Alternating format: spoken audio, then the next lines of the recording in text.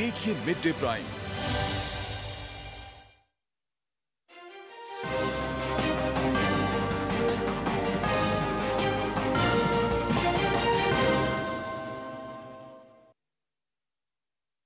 DD news पर आप देख रहे हैं समाचारों का बुलेटिन। मैं हूं लाल चंद्र सिंह। अगले आधे घंटे में आपको दिखाएंगे देश और दुनिया की बड़ी खबरें, लेकिन सबसे पहले इस समय की हेडलाइंस। जम्मू कश्मीर विधानसभा चुनाव के लिए कांग्रेस और नेशनल कॉन्फ्रेंस गठबंधन पर भाजपा ने बोला हमला। योगी आदित्यनाथ ने गठबंधन को बताया देश विरोधी, तो पुष्कर सिंह धामी ने कहा देश की सुरक्षा से खिलवाड़ के लिए बना है गठबंधन। वहीं जी किशन रेड्डी ने कांग्रेस की मानसिकता पर उठाए सवाल।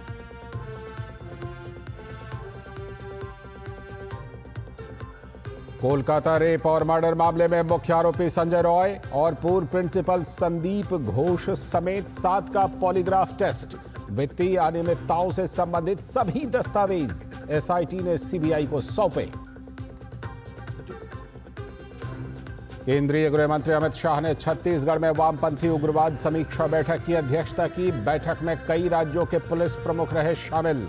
अमित शाह ने कहा छत्तीसगढ़ को नक्सल आतंक से मुक्त कराने पर काम जारी। केंद्रीय गृह मंत्री ने की चंपेश्वर महादेव की पूजा अर्चना।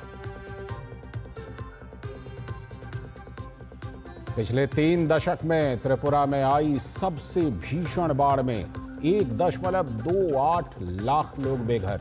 बाढ़ के सतह पर सीएम माणिक साहा ने अगरतला में बुलाई सर्वदलीय बैठक। सेना, वायुसेना और एनडीआरएफ के जवान राहत और बचाव कार्यों में जुटे।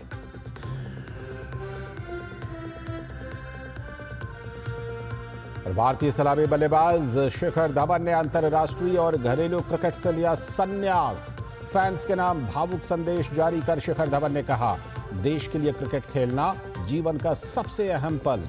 प्यार और समर्थन के लिए फैंस का जताया धन्यवाद। ये थी हेडलाइंस। देखते हैं अब खबरों को विस्तार से। जम्मू कश्मीर विधानसभा चुनाव के लिए कांग्रेस और नेशनल कॉन्फ्रेंस के गठबंधन पर उत्तर प्रदेश के मुख्यमंत्री योगी आदित्यनाथ ने कहा कि कांग्रेस ने यह गठबंधन कर एक बार फिर से अपनी देश विरोधी योजना को देश के सामने रख दिया है। उन्होंने साथ ही कहा कि कांग्रेस और नेशनल कॉन्फ्रेंस का यह गठबंधन राष्ट्रीय सुरक्षा और भारतीय संविधान के प्रति उनके निष्ठा पर कई बड़े सवाल खड़े करता है। योगी आदित्यनाथ ने कहा मैं कांग्रेस नेता राहुल गांधी से पूछना चाहता हूं कि क्या कांग्रेस नेशनल कॉन्फ्रेंस की जम्मू कश्मीर के लिए अलग झंडा रखने की घोषणा का समर्थन करती है। कांग्रेस ने Abdullah and Sons Family Private Limited की नेशनल कॉन्फ्रेंस के साथ गठबंधन करके फिर से अपने राष्ट्र विरोधी मंसूबों को देश के सामने रख दिया है। क्या राहुल गांधी और कांग्रेस पार्टी धारा 370 और आर्टिकल 35A को वापस लाकर जम्मू कश्मीर को फिर से अशांति और आतंकवाद के युग में धकेलने के जम्मू कश्मीर नेशनल कॉन्फ्रेंस के घोषणा का समर्थन करती है। वहीं उत्तराखंड के मुख्यमंत्री पुष्कर सिंह धामी ने भी कांग्रेस और नेशनल कॉन्फ्रेंस गठबंधन को लेकर कांग्रेस पर निशाना साधा। उन्होंने कहा कि कांग्रेस देश विरोधी पार्टी के साथ गठबंधन कर रही है। चुनाव की तिथियां घोषित हो गई हैं और चुनाव की तिथियां घोषित होने के बाद जिस प्रकार से वहां पर अभी एक गठबंधन सामने आया है कांग्रेस पार्टी और नेशनल कॉन्फ्रेंस के बीच में, तो ये गठबंधन सत्ता के लालच में बार बार देश की सुरक्षा, एकता और अखंडता के साथ खेलने वाली कांग्रेस पार्टी ने जम्मू कश्मीर में अब्दुल्ला परिवार की नेशनल कॉन्फ्रेंस के साथ फिर से गठबंधन कर दिया है, जिन्होंने कश्मीर को 3 दशकों तक लगातार पीछे धकेलने का काम किया, आतंकवाद को, अलगाववाद को, जिहाद को लगातार पोषित करने का काम किया। और कांग्रेस पार्टी ने जो गठबंधन किया है, उस गठबंधन के बाद उनके मंसूबे सबके सामने जाहिर हो गए हैं। और जम्मू कश्मीर चुनाव के लिए कांग्रेस और नेशनल कॉन्फ्रेंस के गठबंधन पर भाजपा ने निशाना साधा। केंद्रीय मंत्री जी किशन रेड्डी ने लोकसभा में विपक्ष के नेता राहुल गांधी और कांग्रेस के राष्ट्रीय अध्यक्ष मल्लिकार्जुन खड़गे से पूछा कि क्या वो अनुच्छेद 370 वापस लाने के नेशनल कॉन्फ्रेंस के वादे का समर्थन करते हैं। उन्होंने कहा कि राहुल गांधी कोलकाता मामले पर और नेशनल कॉन्फ्रेंस के घोषणा पत्र पर बात नहीं करते। इन मुद्दों पर कांग्रेस और राहुल गांधी को जवाब देना पड़ेगा। धारा 370 वापस लाएंगे, डॉक्टर बाबा साहब अम्बेडकर का कॉन्स्टिट्यूशन हम बदलेंगे, ऐसे नेशनल कॉन्फ्रेंस ने घोषणा किया है। मैं पूछना चाहता हूं राहुल गांधी से, बार बार हाथ में कॉन्स्टिट्यूशन लेकर घूमते रहते हैं। कॉन्स्टिट्यूशन कभी पढ़ा नहीं पढ़ा मुझे नहीं मालूम। राहुल गांधी लोकसभा चुनाव में रिजर्वेशंस के बारे में, कॉन्स्टिट्यूशन के बारे में लगातार झूठ बोल रहा था। आज मैं पूछना चाहता हूं जम्मू कश्मीर में जो जिससे गठबंधन करने चाह रहे नेशनल कॉन्फ्रेंस से, जम्मू कश्मीर से आर्टिकल 370 लाके हटाएंगे ऐसे जो निर्णय बताया है, इसका कांग्रेस पार्टी का राय क्या है। और केंद्रीय मंत्री सुकांतो मजूमदार ने कहा कि नेशनल कॉन्फ्रेंस और कांग्रेस गठबंधन अपने संकल्प पत्र में कह रहे हैं कि 370 और 35 को वापस लाएंगे। क्या कांग्रेस जम्मू कश्मीर को फिर से उसी दौर में ले जाना चाहती है जहां पत्थरबाजी और बमबारी हुआ करती थी। हम इसकी कड़ी निंदा करते हैं। इंडी गठबंधन की सहयोगी पार्टियां इसे लेकर अपना रुख साफ करें। कांग्रेस, टीएमसी जो लोग फिर से कह रहे हैं कि 370 को वापस लाएंगे, ये एक तरीके से इनडायरेक्टली सुप्रीम कोर्ट की भी तौहीन है। हमारे सरकार ने इससे पहले भी क्लियर किया है कि बात होगी तो उस हिस्से को लेकर बात होगी पाकिस्तान से कि जो हिस्सा पाकिस्तान नाजायज तरीके से अपने पास रखा है, जो इधर है उसके ऊपर कुछ बात नहीं होगी। और अब आज की दूसरी बड़ी खबर, केंद्रीय गृह मंत्री अमित शाह ने छत्तीसगढ़ में वामपंथी उग्रवाद समीक्षा बैठक की अध्यक्षता की। उन्होंने कहा कि केंद्र सरकार छत्तीसगढ़ को नक्सल आतंक से मुक्त कराने के लिए महत्वपूर्ण रणनीति पर काम कर रही है। अमित शाह छत्तीसगढ़ के 3 दिवसीय दौरे पर रायपुर में हैं। इस दौरान उन्होंने नक्सल विरोधी अभियानों पर कई बैठकों की अध्यक्षता की। केंद्रीय गृह मंत्री अमित शाह ने नक्सल प्रभावित 7 राज्यों के मुख्य सचिव, डीजीपी और अधिकारियों के साथ 3 अलग-अलग बैठकें की। इन बैठकों में छत्तीसगढ़, आंध्र प्रदेश, झारखंड, केरल, मध्य प्रदेश, महाराष्ट्र, ओडिशा, तेलंगाना और पश्चिम बंगाल के पुलिस प्रमुख शामिल हुए। साथ ही इस बैठक में अर्धसैनिक बलों के ऑफिसर भी शामिल हुए। और इस बीच केंद्रीय गृह मंत्री अमित शाह आज छत्तीसगढ़ के पवित्र धाम चंपारण पहुंचे। यहां उन्होंने महाप्रभु वल्लभाचार्य जी के मुख्य प्राकट्य बैठक स्थल और चंपेश्वर महादेव की पूजा अर्चना की और देशवासियों की सुख समृद्धि की कामना की। इस मौके पर मुख्यमंत्री विष्णुदेव साय, उप मुख्यमंत्री विजय शर्मा, सांसद बृजमोहन अग्रवाल भी उनके साथ रहे। इस मौके पर द्वारिकेश्वर लाल जी महाराज द्वारा उन्हें महाप्रभु वल्लभाचार्य जी की प्रतिमा भी भेंट की गई।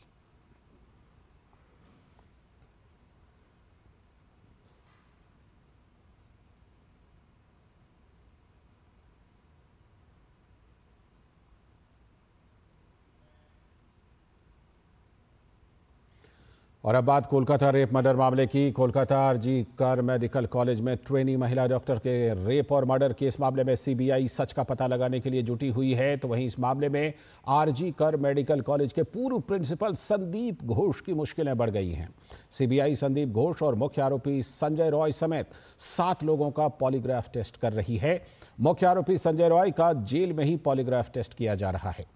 पॉलीग्राफ टेस्ट के लिए विशेषज्ञों की एक टीम नई दिल्ली स्थित सेंट्रल फॉरेंसिक साइंस लेबोरेटरी से कोलकाता पहुंच गई है। गौरतलब है कि संदीप घोष के अलावा जिन 4 अन्य डॉक्टर्स का पॉलीग्राफ टेस्ट कराया जा रहा है, उन्होंने ही मृतका के साथ घटना वाली रात को डिनर किया था।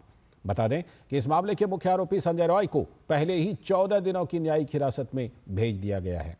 आरजी कर मेडिकल कॉलेज में कथित वित्तीय अनियमितताओं से संबंधित सभी दस्तावेज आज एसआईटी ने सीबीआई को सौंप दिए। कोलकाता में डॉक्टरों का विरोध प्रदर्शन हालांकि अभी भी जारी है। राज्य में रेजिडेंट और जूनियर डॉक्टरों का काम बंद जारी है और निकट भविष्य में फिलहाल कोई सफलता मिलने की उम्मीद भी नहीं है, क्योंकि डॉक्टरों का कहना है कि जांच में कोई प्रगति दिख नहीं रही है। अगली खबर, नई दिल्ली में आयोजित 10वें भारत अंतर्राष्ट्रीय एमएसएमई स्टार्टअप एक्सपो और शिखर सम्मेलन 2024 को संबोधित करते हुए केंद्रीय वाणिज्य एवं उद्योग मंत्री पीयूष गोयल ने कहा कि एमएसएमई को केवल एक छोटे उद्यम के तौर पर नहीं देखा जाना चाहिए, क्योंकि एमएसएमई एक बड़ी ताकत है और शायद ही कोई बड़ी यूनिट होगी जो एमएसएमई पर निर्भर नहीं करती होगी। उन्होंने कहा कि एमएसएमई देश के निर्यात में भी काफी अहम रोल निभाती है। आज भी अगर मैन्युफैक्चरिंग इकोसिस्टम देखें तो शायद ही कोई बड़ी यूनिट होगी जो एमएसएमई के ऊपर निर्भर ना हो। ये पूरा एक इकोसिस्टम है। एमएसएमईज बड़े यूनिट के लिए भी एक सप्लाई चेन हो या उनके सामान को खरीद कर उसको आगे इस्तेमाल करने की बात हो, दोनों तरफ as a supplier and as a customer बड़े उद्योग को अगर कोई बल देता है, टीका देता है, तो हमारा एमएसएमई सेक्टर है। इसी प्रकार से एमएसएमईज भारत के टूरिज्म में बहुत इंपॉर्टेंट रोल प्ले करते हैं, भारत के इंफ्रास्ट्रक्चर डेवलपमेंट में बहुत इंपॉर्टेंट रोल प्ले करते हैं, भारत के निर्यात में, एक्सपोर्ट में बहुत इंपॉर्टेंट रोल प्ले करते हैं। तो एमएसएमईज का काम कभी नकारा नहीं जा सकता। अगली खबर, प्रधानमंत्री नरेंद्र मोदी ने कल की अपनी राजस्थान और महाराष्ट्र की यात्रा को लेकर एक्स पर जानकारी साझा की है। राजस्थान यात्रा को लेकर उन्होंने लिखा, कल 25 अगस्त की शाम को मैं राजस्थान उच्च न्यायालय के प्लेटिनम जुबली समारोह में भाग लेने के लिए जोधपुर में रहूंगा। मैं इस महत्वपूर्ण अवसर पर राजस्थान हाईकोर्ट को बधाई देता हूं। जबकि महाराष्ट्र दौरे पर प्रधानमंत्री ने लिखा, मैं कल 25 अगस्त को लखपति दीदी सम्मेलन में भाग लेने के लिए जलगांव महाराष्ट्र में रहने के लिए उत्सुक हूं। कार्यक्रम के दौरान 11 लाख लखपति दीदियों को प्रमाण पत्र सौंपे जाएंगे। यह योजना महिला सशक्तिकरण को बढ़ावा देने में अहम भूमिका निभा रही है। स्वयं सहायता समूहों के साथ काम करने वाली लाखों महिलाओं को लाभ पहुंचाने के लिए 2,500 करोड़ रुपए का बजट फंड भी लॉन्च किया जाएगा। दरअसल प्रधानमंत्री कल महाराष्ट्र और राजस्थान का दौरा करेंगे, जिसमें प्रधानमंत्री जलगांव में लखपति दीदी सम्मेलन में हिस्सा लेंगे। प्रधानमंत्री 2,500 करोड़ रुपए का रिवॉल्विंग फंड भी जारी करेंगे और 5,000 करोड़ रुपए के बैंक ऋण भी वितरित करेंगे। वो जोधपुर में राजस्थान उच्च न्यायालय के प्लेटिनम जयंती समारोह के समापन सत्र को भी संबोधित करेंगे।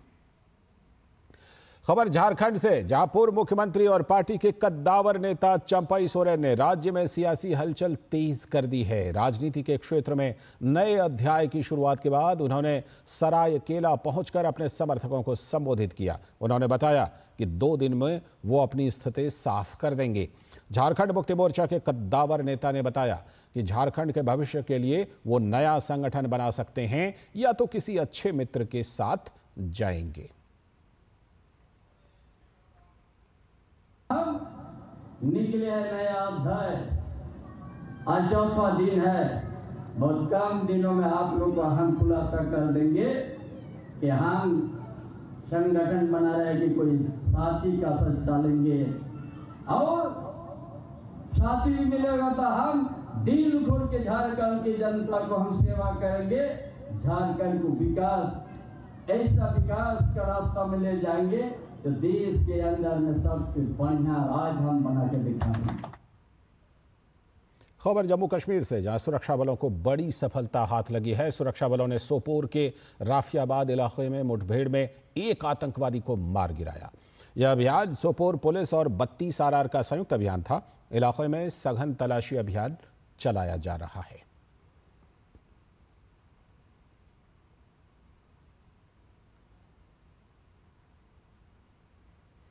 और अब बात जनादेश की, नजर डालते हैं जम्मू कश्मीर विधानसभा चुनाव से जुड़ी कुछ खबरों पर।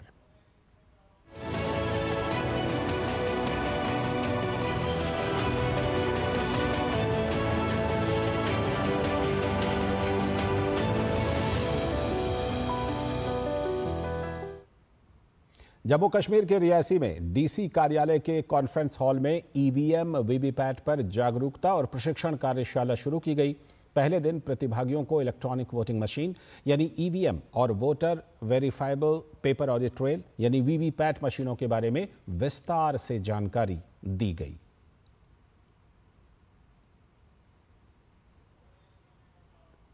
हमने करीब 1000 लोगों को यहाँ ट्रेन किया।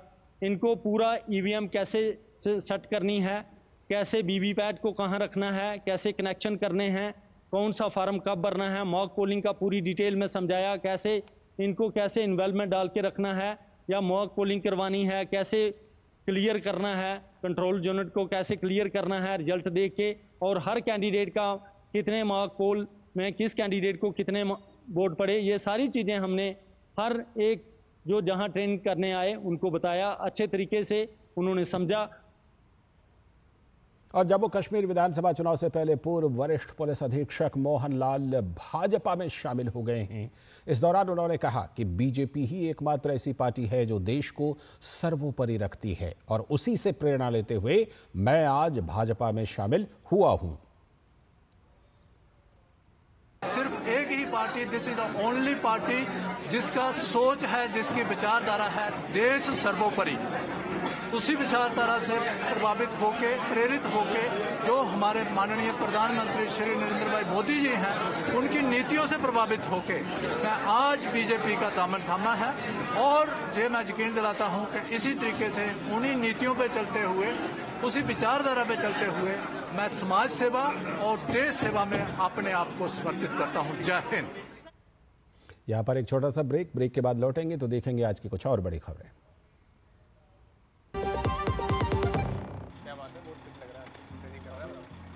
3 महीने में पैसे डबल, वाह। फास्ट और हाई रिटर्न्स भी। क्या स्कीम है? कल तो नहीं थी यहाँ। और कल होगा भी नहीं।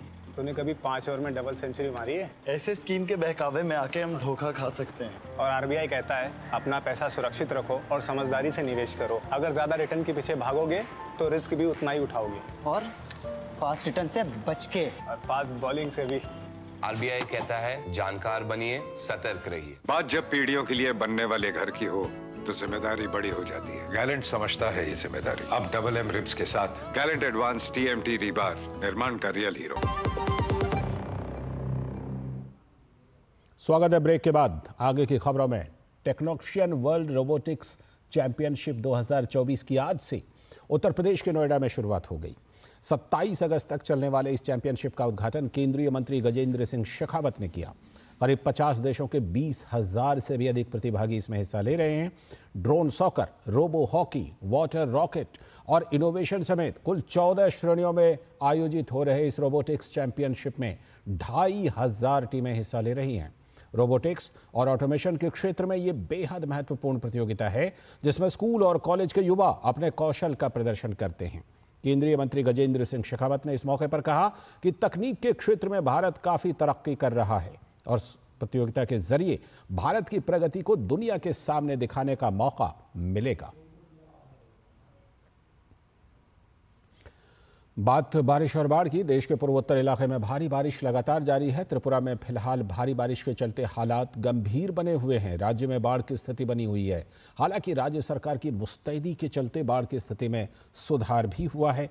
राज्य में बाढ़ और भूस्खलन के चलते एक सप्ताह में 24 लोगों की मौत हो गई। इस बीच त्रिपुरा के मुख्यमंत्री माणिक साहा राज्य में बाढ़ की स्थिति की समीक्षा के लिए सर्वदलीय बैठक की अध्यक्षता कर रहे हैं। वहीं राज्य सरकार की सहायता के लिए केंद्र ने एनडीआरएफ की टीमें, सेना की टुकड़ियां और भारतीय वायुसेना के हेलीकॉप्टर भी तैनात किए हैं। MI-17 और ALH हेलीकॉप्टरों के माध्यम से वायुसेना इस काम में लगातार जुटी हुई है। अगरतला से संचालित हेलीकॉप्टरों ने रंगमती, जतनबारी, उदयपुर, पश्चिमी मालबासा, शंकरपाली और आसपास के इलाकों में फंसे स्थानीय लोगों के लिए 4,000 से भी अधिक खाद्य पैकेट गिराए हैं। बाढ़ प्रभावित इलाकों में अब तक कुल 28 टन राहत सामग्री हवाई मार्ग से पहुंचाई गई है। और उधर गुजरात के भी कई इलाकों में पिछले 24 घंटों से भारी बारिश जारी है। बनासकांठा के वडगाम, खेड़ा के नादियाद और अरवली के मेघरज में 4-4 इंच बारिश हुई है। अहमदाबाद और गांधीनगर में भी आज भारी बारिश हुई। नर्मदा जिले में भारी बारिश के कारण करजन बांध में पानी की अधिकता हो गई, जिसके बाद बांध के 2 गेट खोलकर 14,000 क्यूसेक पानी नदी में छोड़ा जा रहा है। करजन नदी के किनारे बसे गांवों को अलर्ट कर दिया गया है। तो वहीं नर्मदा नदी पर बने सरदार सरोवर बांध में भी जल की अधिकता के कारण 9 गेटों को खोलकर नदी में पानी छोड़ा जा रहा है। वर्तमान में नर्मदा बांध का जलस्तर 135.03 मीटर पर स्थिर बना हुआ है। नर्मदा, भरूच और वडोदरा के नदी तटीय क्षेत्रों को चेतावनी दी गई है, जबकि आज दक्षिणी गुजरात और दमन, दादरा नगर हवेली समेत कई इलाकों में भारी बारिश की संभावना है।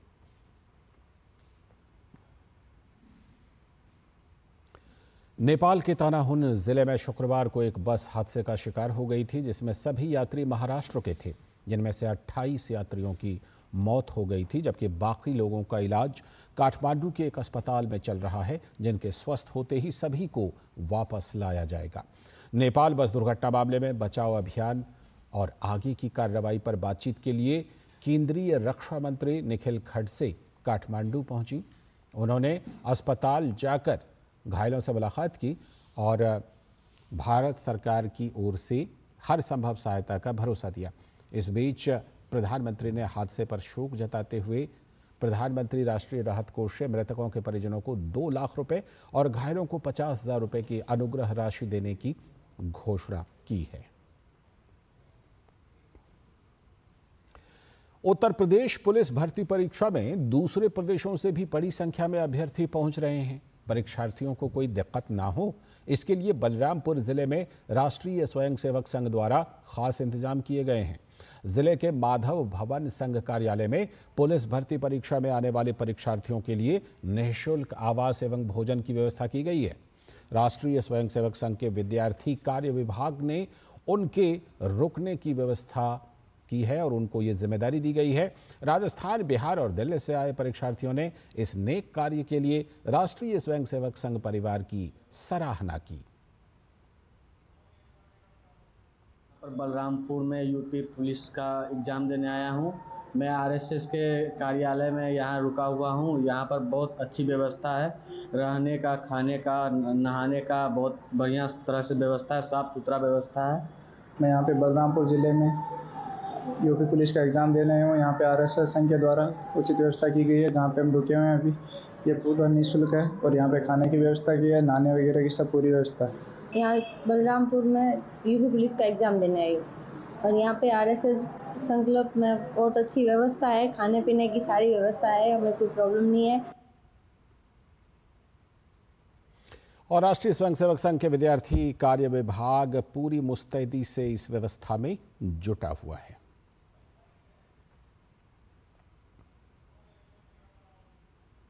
जो विद्यार्थी यहाँ आ रहे हैं, ये राष्ट्रीय स्वयंसेवक संघ विद्यार्थी कार्य विभाग द्वारा यहाँ पे उनके रुकने के लिए उचित व्यवस्था और भोजन जलपान की व्यवस्था की गई है।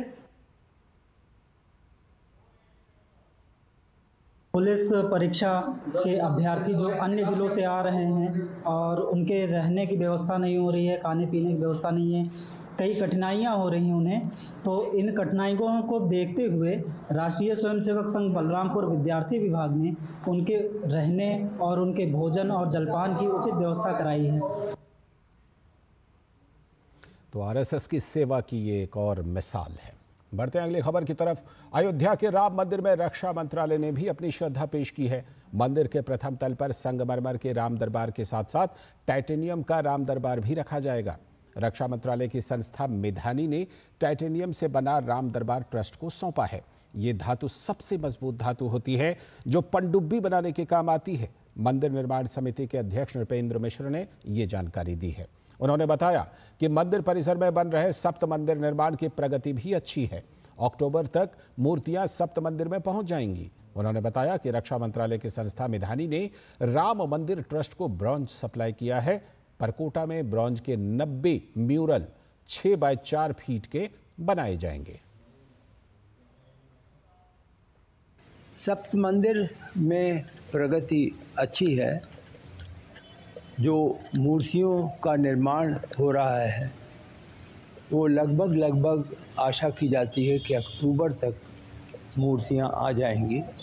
एक संस्था है रक्षा मंत्रालय की उसको मिढ़ानी, तो उन्होंने हम लोगों को एक राम दरबार टाइटेनियम से बना करके एक तरीके से संस्था की निष्ठा को जताते हुए दिया है।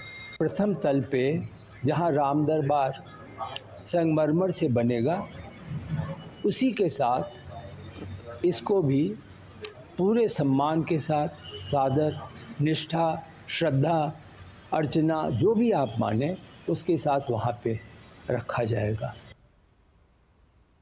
और अब खबरें खेल की दुनिया से। आगामी 29 अगस्त को देश राष्ट्रीय खेल दिवस मनाएगा। इससे पहले केंद्रीय खेल मंत्री मनसुख मांडविया ने अपील की है कि राष्ट्रीय खेल दिवस 29 अगस्त को आप सभी को अपना पसंदीदा आउटडोर गेम खेलना चाहिए। साथ ही खेल मंत्री ने कहा कि अपने आप को फिट रखें। इस बुलेटिन में इतना ही, लेकिन डेली न्यूज पर खबरों और कार्यक्रमों का सिलसिला लगातार जारी है। नमस्कार।